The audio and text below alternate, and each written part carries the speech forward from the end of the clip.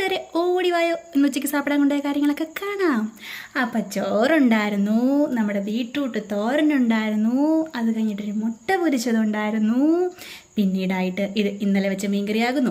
ഇത് ഞാൻ ഇന്ന് രാവിലെ പറ്റിച്ച് വെച്ചത് കൊണ്ടാണ് ഇത് ചോറിന് മുകളിൽ നിന്ന് ഒഴുകി പോകാതെ പറ്റി പിടിച്ചിരിക്കുന്നത്. അങ്ങനെ നെത്തോഴി പറ്റിച്ചതുണ്ടായിരുന്നു.